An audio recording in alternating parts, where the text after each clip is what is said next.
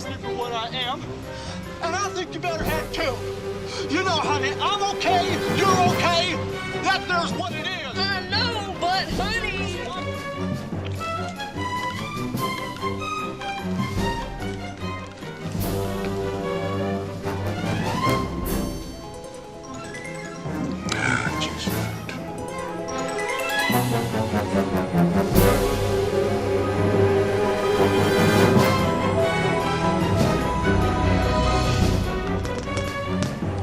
I need a map.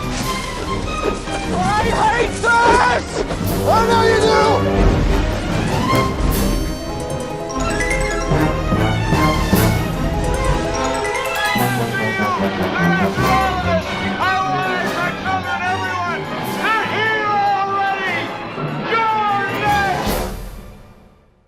As I was, I'm trying to make some new ones, and I'm glad the guys pulled that one up because I was thinking, for some reason, I always liked that, the way that ended. It's not violent, stuff doesn't blow up, but it does kind of indicate the end of humanity. There's nothing like a harbinger of doom to open your program. That's true.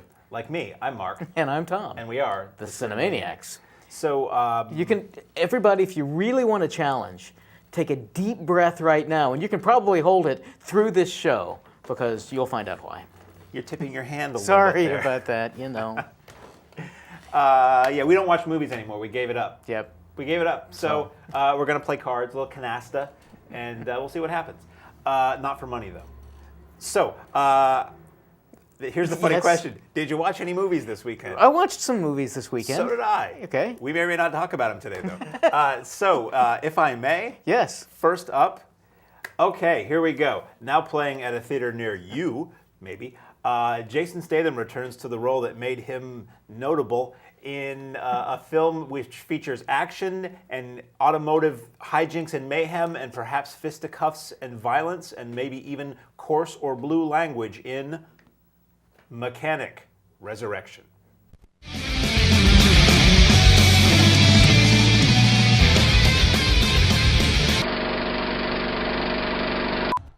Looks like concept.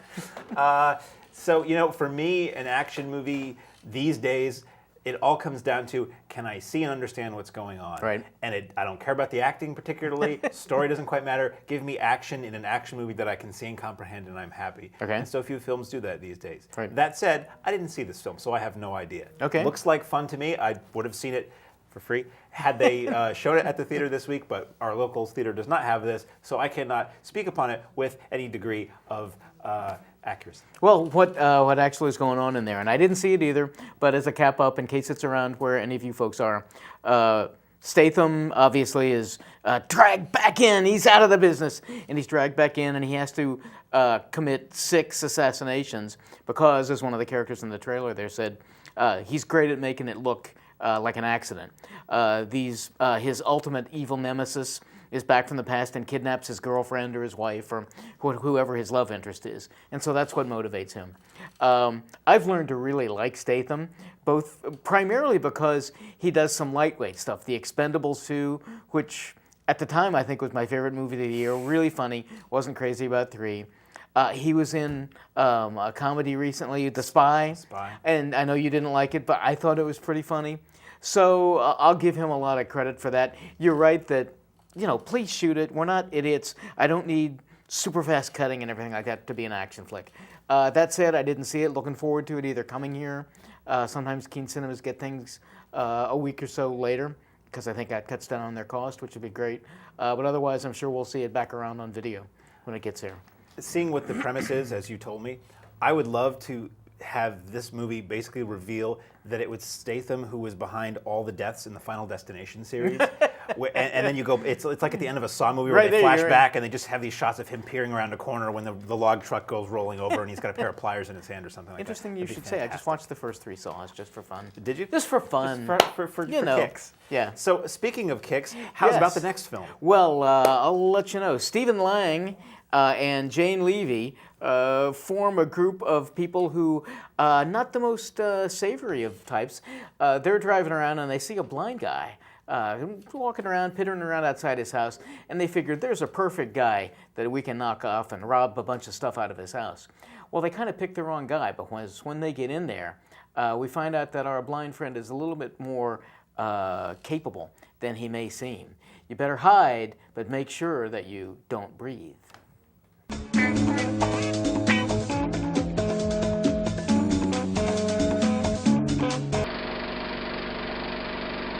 Didn't see anything. What's going on? Now, Thus it's a joke. is the conundrum. Ah, yes. So we didn't see this either. It's true. Sing along if you know the words. So I thought this looks like a good idea for a thriller. Yeah. As everything, as always for me, it all comes down to, can I see what's going on? Now that sounds silly in a movie about being in the dark and a blind people. Right. But I hate thrillers and action and horror and anything where excitement is confused with visual incomprehensibility. So I'm looking forward to seeing this. Hopefully this will come, perhaps, as you said, perhaps late, or we'll catch it on video and discuss it.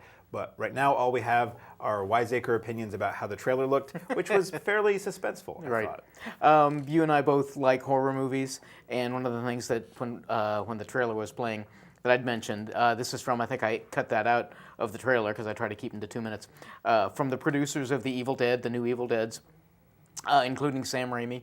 And so they're usually pretty smart folks. I was surprised at the latest Evil Dead that what I thought it lacked was comedy, some funny stuff, because the original ones had that. This one looks like it's pretty straightforward, frightening, but in knowing the producers and how smart they are, I'm certainly hoping, the guy's blind, and that's obviously the way that he turns the tables on them. I'm hoping there are a lot of audio clues, a lot of that the soundtrack plays with anything that it can do. That's really kind of what I'm looking forward to. But don't know, looking forward to it on video.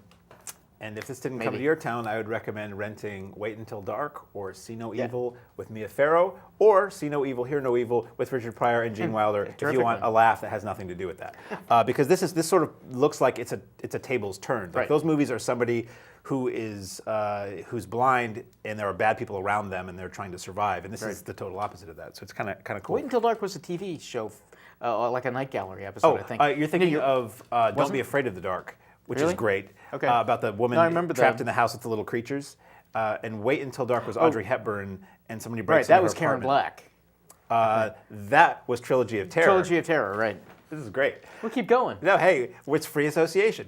And Karen Black is an easy rider, which I like a lot. So, speaking of easy riding and riding, maybe if this is playing in your town, it'll be an easy ride on down in the movie theater to see it. So, Mel Gibson stars in this latest action revenge vigilante yarn. Who are you going to call when you're a young lady and you run afoul of really bad dudes? Well, you better hope, miss, that you have a sanguinary savior in your Bloodfather.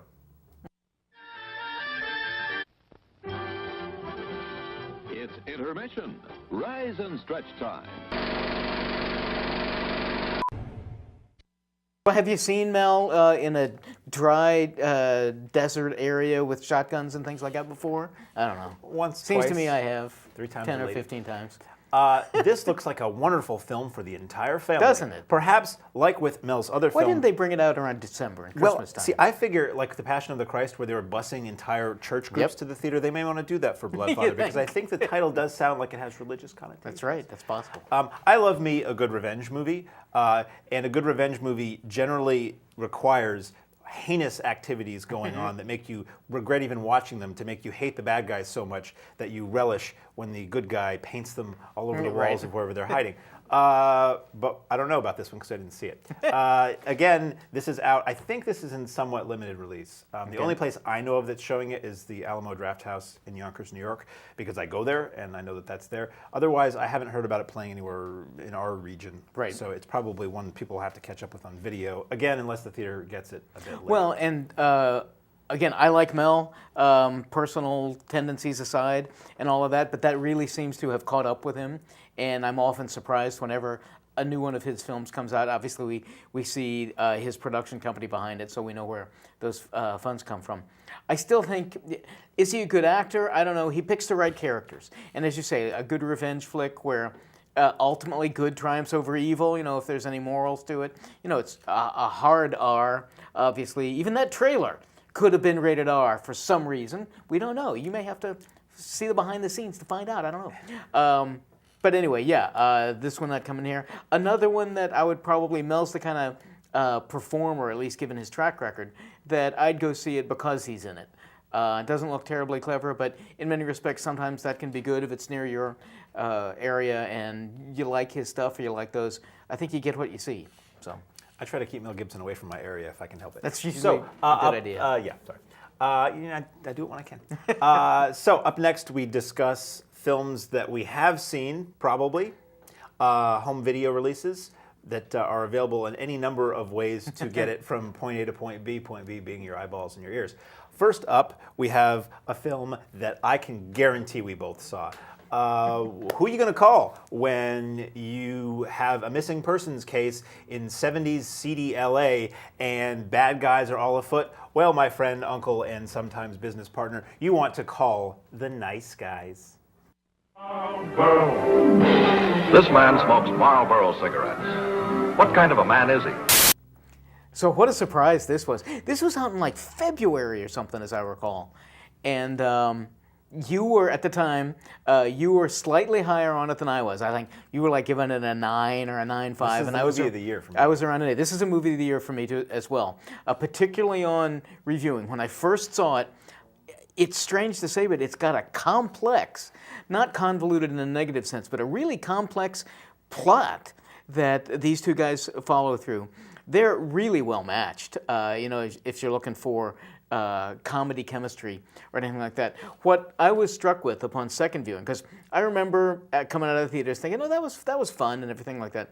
What I was struck with on my second viewing was there's probably not 30 seconds, in all honesty, throughout the entire film that some funny line or some funny situation doesn't crop up. But it is so subtle that this is one you got to watch. This is not one you can be reading the paper or making dinner or something like that. And I can't say enough good about it. I'd love to see them back again.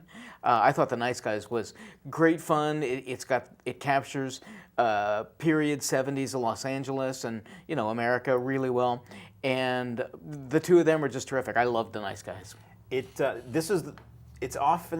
often that I'm looking forward to a movie, which sounds negative, but there's not a lot that I see trailers for that get me excited because Right. most things that we have to watch is kind of the same old, same old. So this is one that I saw the trailer for, and I'm like, oh, is it wrong of me to get excited about this? And I was, and it exceeded my expectations. It's a neo-noir detective story at its core, a comedy, a buddy movie, amazing soundtrack. It looks like when it's supposed to be set. Everything you want to see about the 70s is there. Nudity in like the first 30 seconds of the movie and throughout. Fisticuffs, violence, profanity, but it's all gratuitously. I was going to say gratuitous. It is, but it's fun, and it made me laugh long and hard. Speaking of gratuitous, throughout the film. They're such a great pair. Yeah, I really would love to see more of these. I have a feeling this didn't do well enough in the theater to warrant that. Maybe if it does phenomenal video business, we may see another one. But it's written and directed by Shane Black, who gave us Iron Man 3, and before that, like a lot of one of the Lethal Weapons, and his work goes back to the 80s and some of like iconic 80s action and some 90s stuff too. So it's nice to see him having, to me, a success in the theater again. And I said last week, Kubo, I think, is the best movie that I saw this year. This is my favorite movie that I saw this year. This movie spoke directly to me on so many levels. The casting is phenomenal. I could go on and on about this, but I would be repeating myself.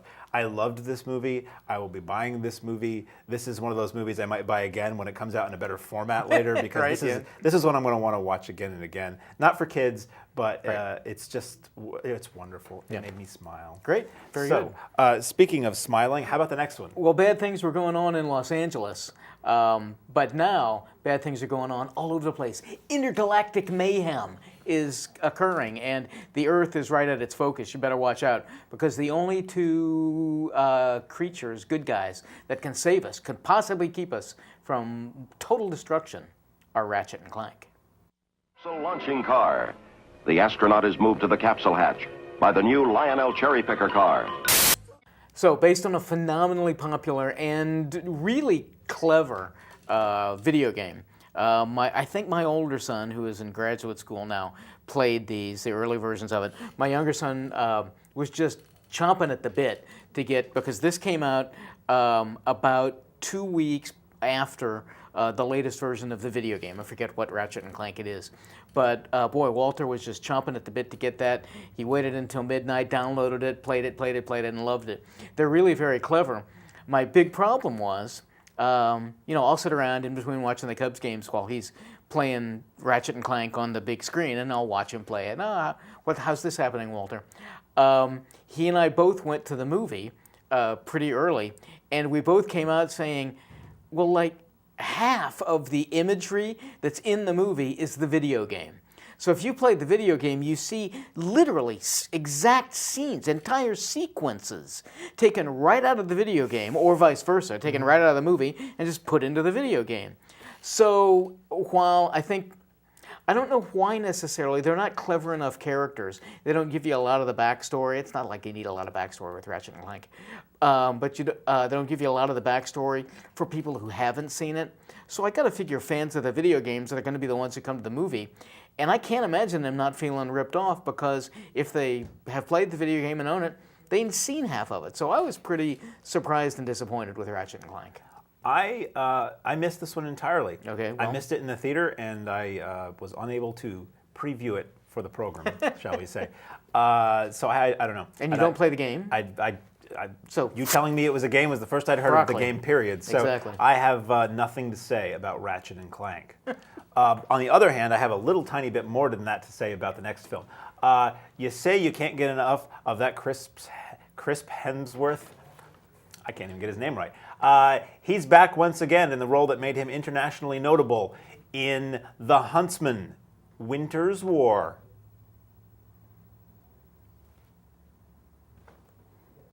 Looking people in the whole world. Potato Head people look different every time you make them. Just coming up with alternate titles for yes, that movie. Yes, exactly. Sure you are. That you will never hear. So I didn't like the Snow White film, right? For which this is a prequel at all. I thought it was more interesting than this. Not to give anything away. This I might have liked a little bit more. I still don't think this is that great. Right. I think if you are watching things because Chris Hemsworth is in it, you probably don't care what the movie is particularly. Just turn the sound off and have a good time. Visuals were really good in this. Yeah. Effects were really cool because you have Charlize Theron as the wicked evil queen, and she does her magic-y stuff. And then you have Emily Blunt as the Frozen type, whatever that character is, sister who can make ice walls and stuff like that. And that's pretty cool. So it's epic battle scenes. It's fairly hard to watch action. It's romance. It's doomed romance. And I say doomed because there's a certain character who's prominent in this film who you know isn't in the film that takes place after this. So gee, how far along does that story go? But speaking as someone who didn't want to see this in the theater or wasn't looking forward to it, I recall thinking it was okay, but still nothing I would necessarily recommend. I think if you like the first one, this is more time in that world. If you like any of these actors particularly, you get a lot of them doing what they do best to a degree. So yeah, it's pretty to look at. I'll give it that. One of the things for movies or role-playing games or computer games or anything like that, and novels, fantasy is not my area. Same here. And so going into this, I tried to, in recognizing that, okay, think in the mind of somebody who happens to like the fantasy. And you're right that the subplot, the love romance subplot was interesting enough. The effects are terrific. It's a great looking film. I like Theron a lot. She was so terrific in Max, and she's a wonderful actress. Somebody, and I have to attribute this to directing, just let her go wild. I mean, she gets the William Shatner Scenery Chewing Award for this one. It was really over the top, so much so that I was just drawn out of the film every single time. Pretty much she was on screen. So unfortunately, I thought she was the worst part. But other than that, there was enough going on, and I liked the way they would tie in the Snow White saga in the first one. So that was missing. So this one is a standalone film. Again, with it being a prequel, you know certain things are happening, so either you put them together or they don't make sense. I don't recall enough of the first one that they wouldn't make sense, but you do put a couple of things together.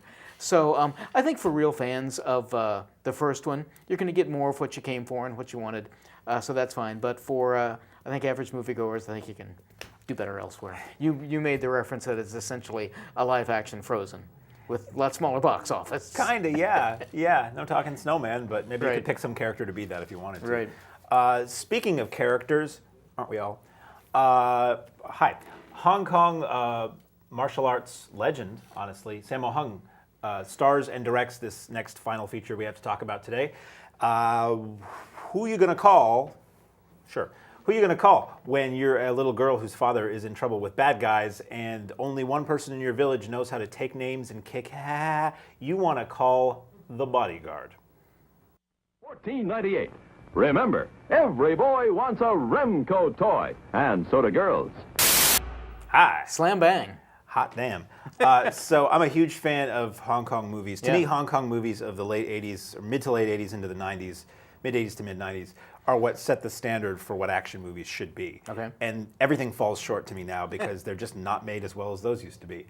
And sadly, Hong Kong films in more recent years have tried to emulate American movies. Maybe they always did, but In some good ways. in but some good ways. But in the bad way they're that shooting you're- things the way I hate things to be shot, to be Right. contemporary. So that's my problem. My only problem with this movie is that the action isn't shot and presented as cleanly as it should be because these guys are doing this stuff. Right. And the camera's too tight most of the time, or it's edited a little too fast. It's not as bad as the American stuff, but it's just frustrating enough to be like, oh, this is Sammo Hung at his age and he's still doing this and you're not really showing me what he's doing. And come on, because Right. he really is doing this.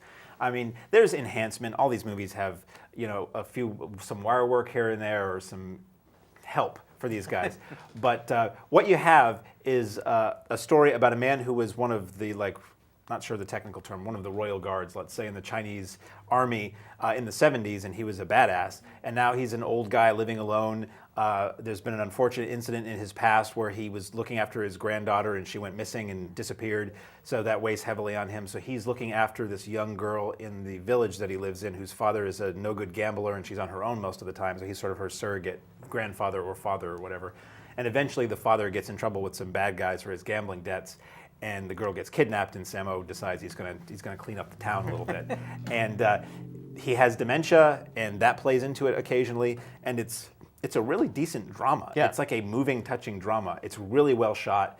The action is good when it comes up, and it's fun because you know he has it in him. There are little things early on that show you that this guy is a tightly wound spring, and it's just a matter for the right thing to set him off. So you do get a little bit of a vigilante revenge thing going on. As a fan of classic Hong Kong action movies, there's a lot of people in this I recognize that I haven't seen in anything in a long time. I mean, Andy Lau has never stopped working. He's been in a few things. He was in Saving Mr. Wu that we talked about a couple weeks ago. You have Yoon Wah, who was in Police Story 3 and a million things. You have Yoon Bio, who was in a million things. And it's interesting to see these guys as and a bunch of other guys that I recognize, as senior citizens. And maybe they're playing their age up a little bit, but not by much. It's just nice to see the guys again. So for me, I had a lot of goodwill for this movie because I'm a fan of that old stuff. If you're an average moviegoer, it's in Chinese with subtitles, so you might not care about watching a subtitled movie. But this is the kind of movie that shows that an action movie doesn't have to be stupid and doesn't have to lack characters and emotion and emotional depth, shall we say, to get to the action pieces. So for me as a fan, it was fun to see. I wouldn't put this up with any of the classic movies that Sammo Hung has done. I'm not sure that I would rate it higher than Martial Law, the TV show that was kind of a ripoff of Rush Hour that he did. That's a heck of a lot of fun. But it was nice to see. Okay. I don't have the history or backstory that you have with So the Hong you're Kong. more of an average moviegoer watching. Most likely. And so I thought this looked wonderful. Very nicely shot.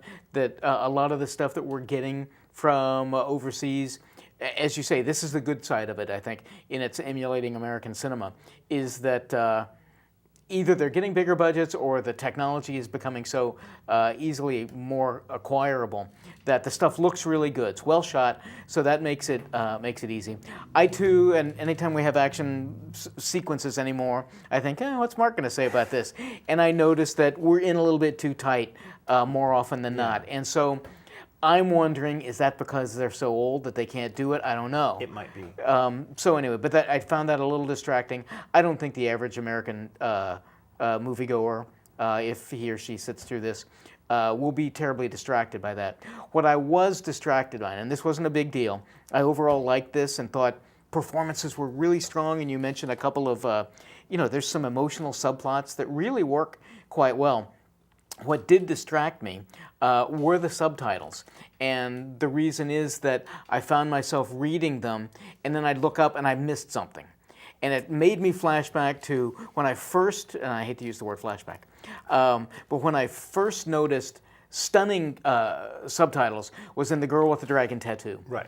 And I noticed about halfway through, I was able to read the subtitles. Somebody, and whether they were matching up, I can't think they were actually matching up the dialogue with the subtitles, but they take some time. Okay, nothing's happening, I'm going to put the subtitle in there so you can read it and not miss something. And I was just stunned by that. If you folks are fans of subtitled foreign films, go pick up The Girl with the Dragon Tattoo. And it was tremendously well done. This one didn't give me that time.